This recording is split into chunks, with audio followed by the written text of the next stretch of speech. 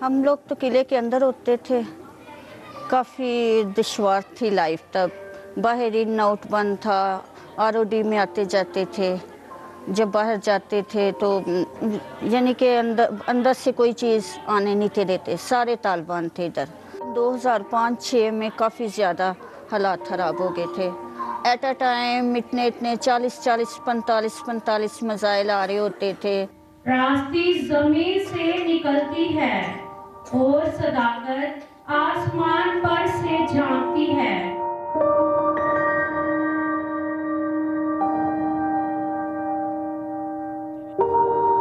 अस्सी फैमिली हैं क्रिश्चियन, और हम दोनों खिदमत करते हैं इस चर्च में, इस कलीसिया में, मसीही कम्युनिटी में, और बाहर भी जाते हैं लोगों को कलाम सुनाने के लिए।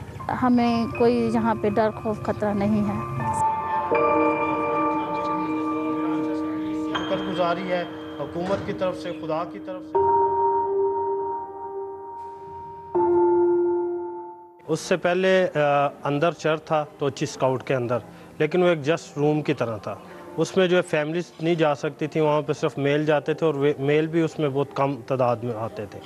तो ये हमारी कई साल से हमारी रिक्वेस्ट थी कि हमें चर्च बाहर बना के दिया जाए। खुदा बाप, खुदा बेटे, खुदा रुह कुद्दूस के नाम में